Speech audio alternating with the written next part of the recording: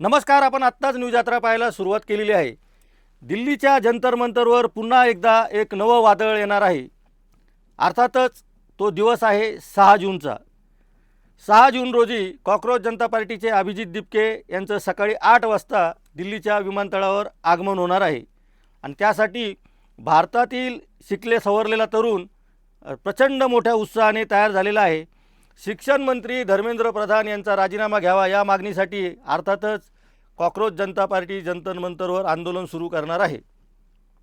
जंतर मंतर मैदान ज्या पोलीस ठाण्याच्या हद्दीत येत आहेत तिथं 8 वाजता आगमन झाल्यानंतर अभिजित दिपके आणि त्यांच्या सगळे सहकारी हे जंतर मंतर पोलीस ठाण्याच्या पोलिसांना निवेदन देऊन तिथं आंदोलनाची रीतसर परवानगी मागणार आहेत.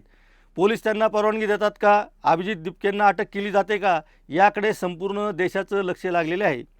आपल्याला सर्वांना माहीत आहे की देशभरामध्ये नीटची परीक्षेमध्ये प्रचंड मोठा गैरव्यवहार झाला आणि पेपर फुटीचं प्रकरण देशभर गाजलं. 22 लाख विद्यार्थ्यांना आता पुन्हा नव्याने परीक्षा द्यावी लागणार आहे.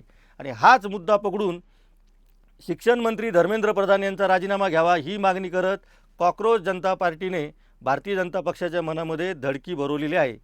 खरं तर धर्मेंद्र प्रधान यांच्यावर स्वतःहूनच सरकारने कारवाई करायला हवी होती, पण तसं सरकार करताना दिसत नाही.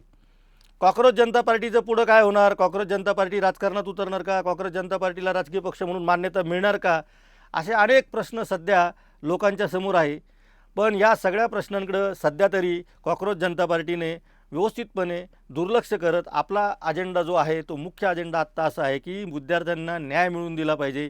लोकशाहीमध्ये जर विद्यार्थ्यांचं म्हणणं ऐकून घेणार नसेल सरकार तर त्यांच्यासाठी आपण लढा उभारला पाहिजे.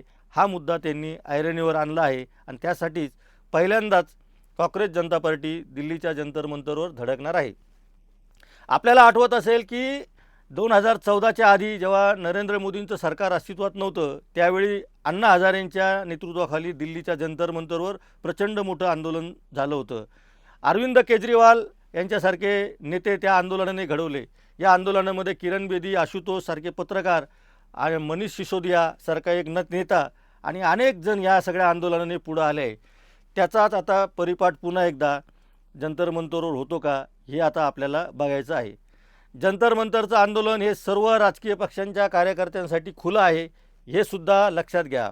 ज्या ज्या लोकांना असं वाटतं की भारतातल्या विद्यार्थ्यांवर अन्याय झालेला आहे, भारतातली शिक्षण पद्धती महाग झाली आहे, भारतामध्ये शिक्षणाचं बाजारीकरण झालेलं आहे आणि एकूणच युवकांना नोकऱ्या दिल्या जात नाही, बेरोजगारी दिल्या जात नाही, असे अनेक विषय ज्यांच्या समोर आहेत ते या आंदोलनाच्या निमित्ताने सरकारवरचा आपला राग व्यक्त करू शकतात आणि शिक्षण मंत्री धर्मेंद्र प्रधान यांचा राजीनामा मागू शकतात. दिल्लीला 6 जून रोजी मी जसं आधी म्हटलं तसं ते वादळ धडकणार आहे.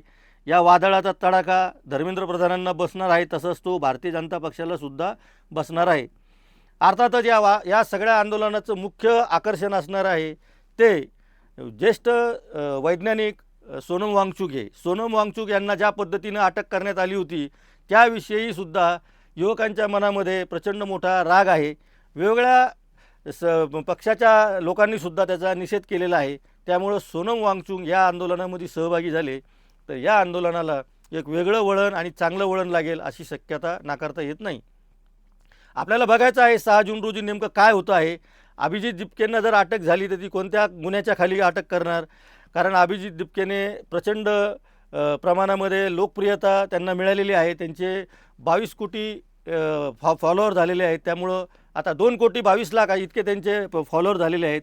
त्यामुळे पुढच्या काळामध्ये अभिजित दिपकेंचा कॉकरोच पक्ष हा कशा पद्धतीने वाढतो आणि त्यांनी जी मुहूर्तमेढ रोवलेली आहे ती लोकशाही मूल्यांवर रोवलेली आहे, डॉक्टर बाबासाहेब आंबेडकर यांच्या विचारांवर रोवलेली आहे आणि राज्यघटना आणि राज्यघटनेच्या पलीकडे जाऊन आम्ही या देशात काहीही करणार नाही.